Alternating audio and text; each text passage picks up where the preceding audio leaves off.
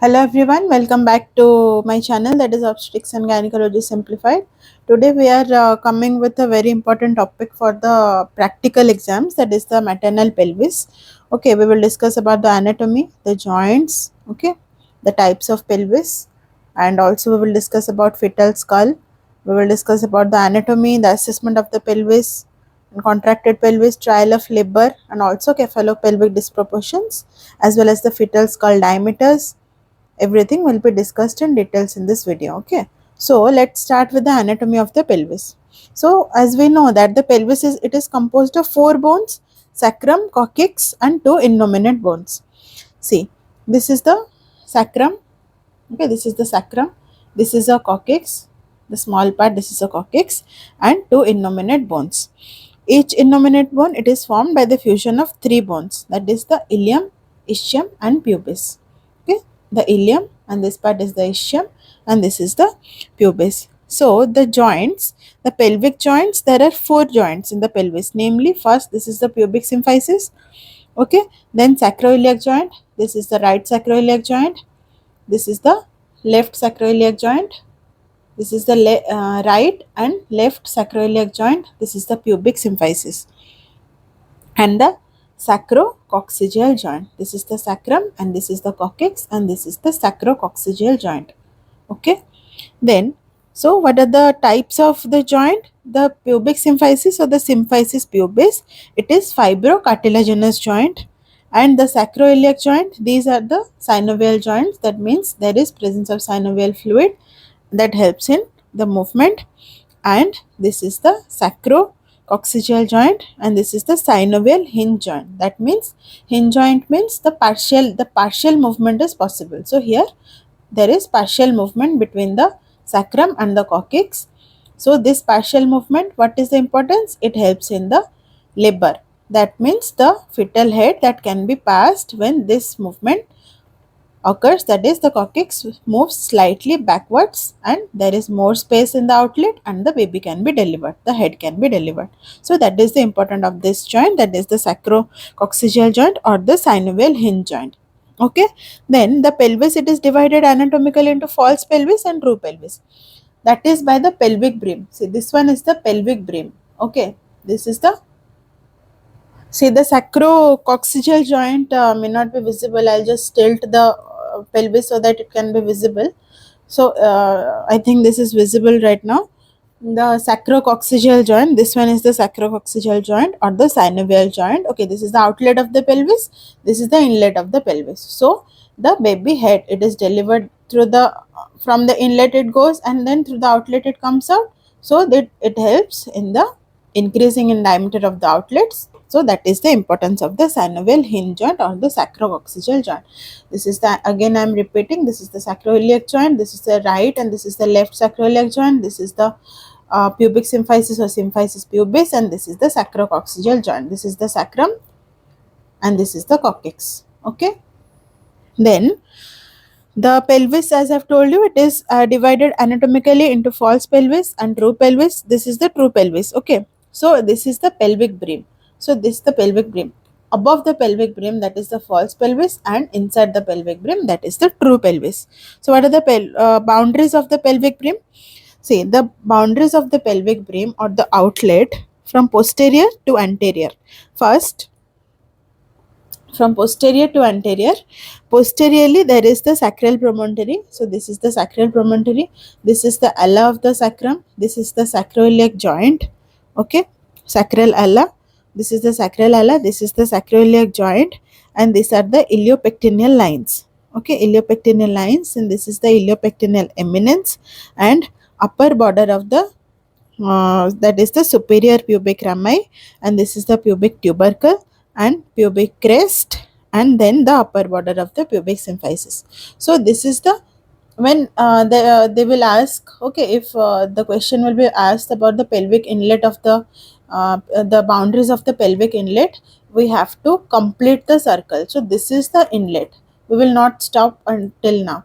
We'll say this, the sacral, the boundaries of the pelvic brim or inlet: first sacral promontory, then sacral ala, then sacroiliac joint, then iliopectineal line, iliopectineal eminence, and superior border of the pubic upper border of the superior pubic rami, and this is the pubic tubercle, pubic crest, symphysis pubis, and again the pubic crest, pubic tubercle, and the upper border of the superior rami, then the iliopectineal line, and then the right sacroiliac joint, ala of the sacrum, and this is the sacral promontory.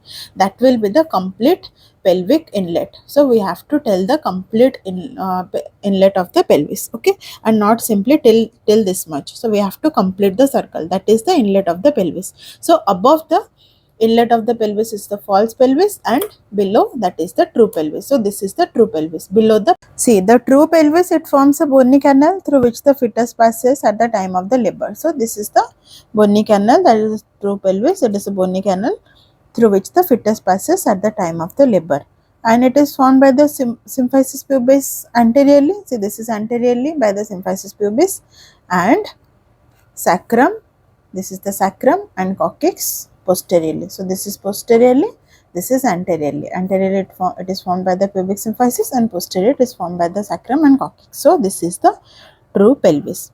And the true pelvis that can be divided into three parts, okay.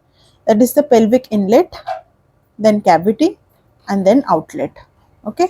So this is the pelvic inlet, this is the cavity, and this is the outlet, okay. So the pelvic inlet, it lies, this is the inlet, it lies at the level of the pelvic brim, and pelvic cavity, it lies at the level of ischial spine. So these are the, I hope you are able to see the ischial spine. So this is the ischial spine. See, I'll just tilt a little bit so that you can see a little clearly, okay. So this is the ischial spine, okay. So this is the ischial spine, this is the level of pelvic cavity, and here this one is the pelvic outlet, it lies at the level of ischial tuberosity. So these are the ischial tuberosity, okay. So this is the ischial tuberosity, and the pelvic outlet, it lies at the level of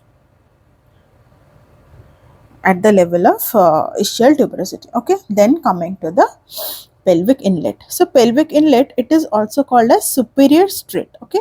So it is called as superior straight, and the pelvic inlet, it is a transverse oval shape, okay. This is transversely oval, that means the transverse diameter, this is the transverse diameter, this is the antero posterior diameter. So it is transversely oval, that means the transverse diameter, it is more than the antero posterior diameter.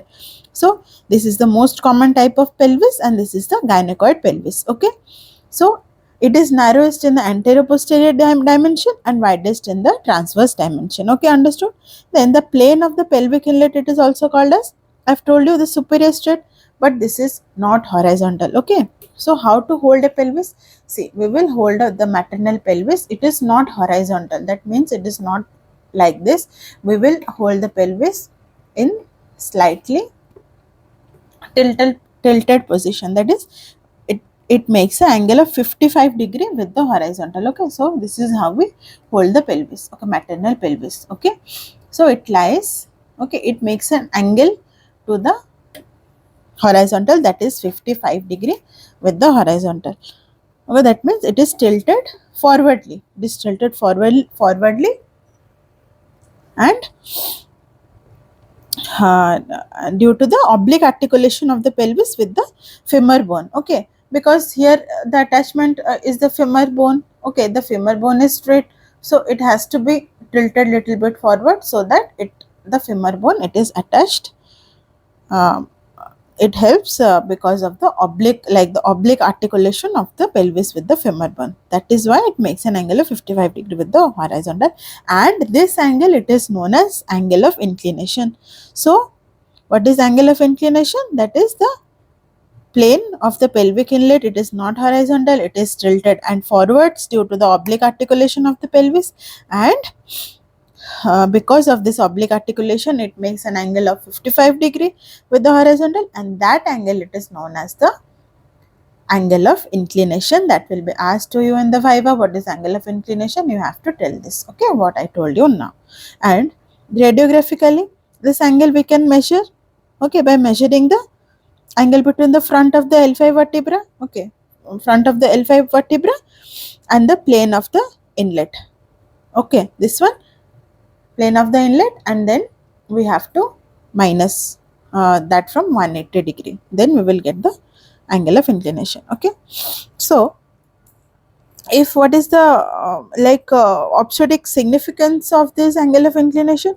See, increase in the angle of inclination, that means high inclination, it has obstetric significance because this may lead to delayed engagement of the fetal head because it is more inclined, so the fetal head cannot engage. Okay, that is the significance, and it helps in that it delays the descent of the fetal head. And increase in angle of inclination, it also favors occipito posterior position of the fetal head. Okay, the occipito posterior position of the fetal head. And on the other hand, reduction in the angle of inclination, that means there is not high inclination, it is not highly inclined. Okay, and that is it has no obstetric significance. Okay, then coming to the axis of the pelvic inlet. So what is the axis of the pelvic inlet? That is the imaginary line that is drawn perpendicular to the plane of the, see, this is the line drawn perpendicular to the plane of the pelvic inlet. This is the pelvic inlet, and the imaginary line that is drawn perpendicular to the plane of the inlet in the midline, it is downwards and in backwards direction. Okay, so this is downwards and backwards, and it is the axis of the pelvic inlet. Okay, then coming to the diameters of the pelvic inlet. So what are the diameters? I've told you, this is the transverse diameter, this is the anteroposterior diameter, and this is the oblique diameter. Okay, these are the oblique, this is the right and this is the left oblique diameter. So the anteroposterior diameter, that is, it has three diameters. First, that is true conjugate or anatomical conjugate. Okay, so true conjugate or anatomical conjugate, that is 11 centimeter, and it is measured from the midpoint of the sacral promontory to the upper border of the pubic symphysis. So this is the anteroposterior diameter, that is the true conjugate. Okay, that is from the midpoint of the sacral promontory to the upper border of the pubic symphysis. This is 11 centimeter or true conjugate or anatomical conjugate.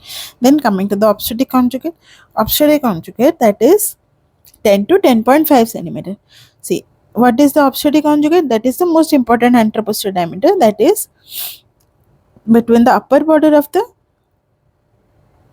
middle of the that is sacral promontory to the middle of the pubic symphysis here. Okay, so from here to middle of the pubic symphysis. Okay, this is the obstetric conjugate. Okay, this is the smallest anteroposterior diameter, and it has obstetric significance. Okay, for the normal vaginal delivery, it should be 10 centimeter. Okay, the obstetric conjugate must be 10 centimeter so that the biparietal diameter, okay, can pass through the inlet of the pelvis. Okay, then the pelvic inlet, that is said to be contracted if the obstetric conjugate, that is less than 10 centimeter.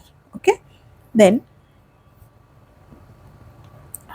coming to the diagonal conjugate. Diagonal conjugate, that is from the midpoint of the sacral promontory to the lower border of the pubic symphysis. So this is the diagonal conjugate.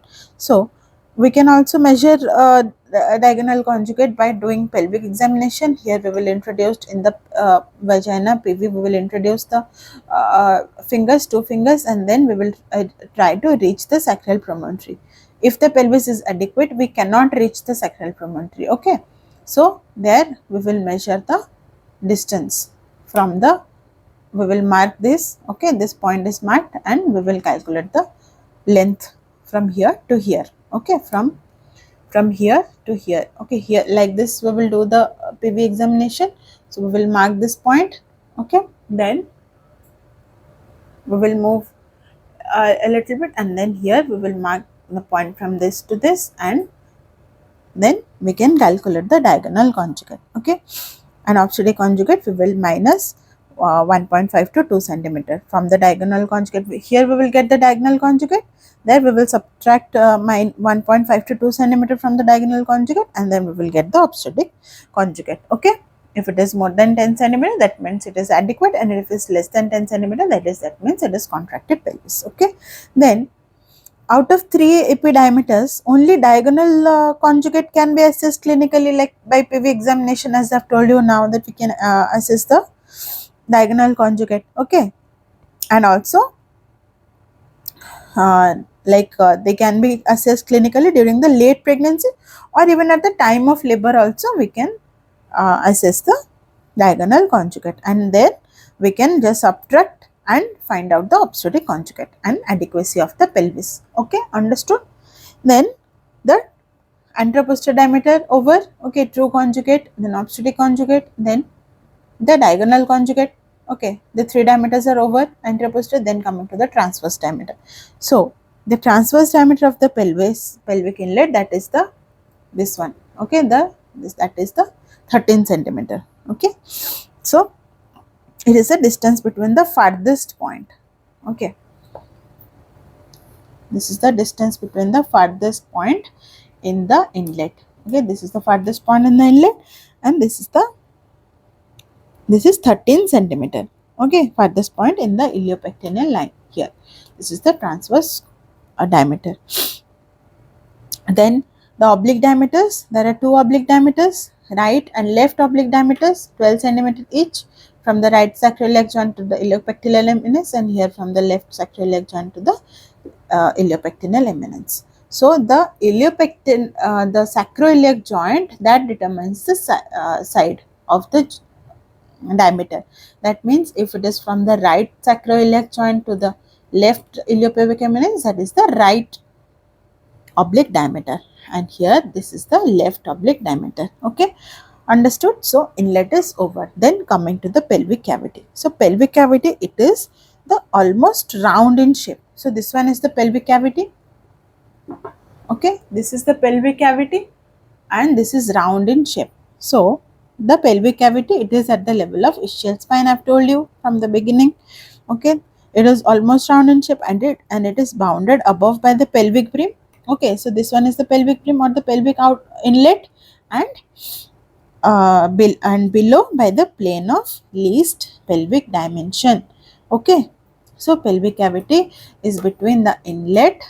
Okay, this is the inlet, and this is the plane of least pelvic dimension at the level of ischial spine. Okay, this is the pelvic cavity. Okay, so anteriorly it is bound by the pubic symphysis and posteriorly by the sacrum. Okay, understood? Then remember that the diameters of the pelvic cavity, both epi and transverse, are 12 centimeter each. So both anteroposterior diameter as well as the transverse of the pelvic cavity. I am not saying about the ischial spine. This is the lowest limit of the pelvic cavity. Okay, but the we have to take the diameter like at the midpoint, no? So this is the transverse diameter of the pelvic cavity, and this is the anteroposterior diameter of the pelvic cavity. Both are 12 centimeter each. Okay, then coming to the mid pelvis. So pelvic cavity and mid pelvis, these are the different terms. I've told you the boundaries of the pelvic cavity, and I'll now tell you about the mid pelvis. So mid pelvis, it is measured at the level of ischial spine. It is also called as the mid plane or plane of least pelvic dimension. So pelvic cavity is different, and plane of least pelvic dimension or the mid pelvis, this is different. Okay, this mid pelvis, it is called as the plane of least pelvic dimension. That is the here plane means this is, see, plane is not only the ischial interischial diameter. That is not the plane. We have to include posteriorly, we have to include anteriorly. Okay, here posteriorly also we have to take, anteriorly also we have to take. It is a plane. Okay, it is simply not the only the ischial, like this one we cannot say this is the plane of least pelvic dimension. This is the plane of least pelvic, like this is the plane of least pelvic dimension. Okay, that means anteriorly also there is some part, posteriorly also some part, and also like the interischial diameter is also included. We are just taking a reference point here so that we can able to like understand, and also the ischial biischial diameter, it has of obstetric significance. That is why we are remembering that. Okay, so what is the significance of ischial spine? See, internal rotation takes place at this level. Okay, it marks the beginning of the forward curve of the pelvic axis, and also the, in most cases, the deep transverse arrest also occurs there. And also the ischial spines, it represents the zero station of the head during the labor, and the external os, it lies at this level. So level of external os lies here, and also the deep transverse arrest occurs here, and it represents zero station, as well as the forward curve of the leg pelvis is pelvic axis is this is the beginning of the marking of the forward curve of the pelvic axis, and also internal rotation, it occurs at this level. And also pudendal block we are giving just medial to this point. Okay, then coming to the, like we have covered what, pelvic inlet, and then pelvic cavity, and then the mid pelvis on the plane of least pelvic dimension. Okay, I'll tell you the, like, border of the plane of the least pelvic dimension. It extends from the lower border of the pubic symphysis. Then laterally we are going to the tip of the ischial spine. Okay, laterally we are going to the tip of the ischial spine, and then posteriorly it is present, it is between the junction of the fourth and fifth sacral vertebra. So this is the fourth sacral vertebra, and this is the fifth sacral vertebra. It is between the junction of the fourth and fifth sacral vertebra, and here laterally between the ischial spines, and then anteriorly lower border of the pubic symphysis, and then here laterally also ischial spine. So this is the plane of least pelvic dimension, or the mid pelvis. Okay, and also the significance of ischial spine I've told you. Then besides this, it also corresponds to the origin of the levator ani muscle, and also the landmark it is used for pudendal block, I've told you. So the diameters of the mid pelvis anteroposteriorly, that is the junction of the S4 and S5 vertebra to the lower border of the pubic symphysis here.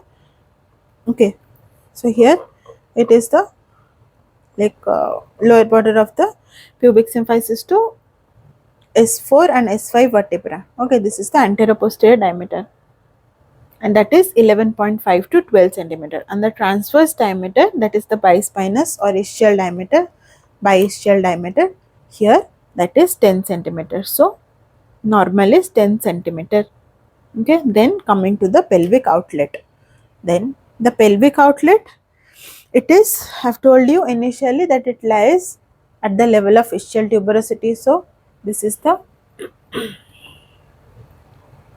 ischial tuberosity. So it lies at the level of ischial tuberosity here. Okay, this is the outlet. Okay, this is the outlet of the pelvis. Then anatomically the pelvic outlet, it is rhomboid shape. Okay, so this is rhomboid shape. Anatomically it is rhomboid shape, and the anteriorly it is bounded by the anterior border of the pubic symphysis. Okay, then pubic arch, and then the ischial tuberosities. So this is the inferior rami of the pubic arch.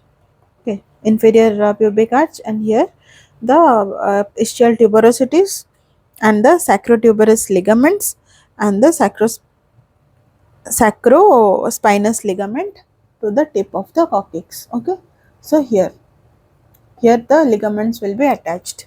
So this forms the anatomical outlet of the pelvis. Then the plane of the anatomical outlet, it passes along with the boundaries of the anatomical outlet, and it consists of two triangular planes with a common base, that is the bituberous diameter. Okay, so if the rhomboid, it will be divided into two triangles, that will be divided by the bituberous diameter, that is between the two ischial tuberosities we will draw a line, and anteriorly one triangle, posteriorly one triangle, and that is the division. Okay, so clinically the three diameters of the pelvic outlet, what is important? First, anteroposterior diameter, okay, between the coccyx to the inferior border of the pubic symphysis. Then the transverse diameter, that is the tuberous diameter, that is 11 centimeter, anteroposterior is 11.5 centimeter to 13.5 centimeter. This one is 11 centimeter. And then the posterior sagittal diameter, that is extend from the tip of the sacrum to the center of the bituberous diameter. Okay, tip of the sacrum to the, see, from here to here we will draw a perpendicular line, tip of the sacrum to bituberous diameter, where it divides. Okay, this is the bituberous diameter. Okay, and here we will draw a perpendicular line, and the posterior, this one, this portion is the posterior sagittal diameter of the outlet of the pelvis. Okay,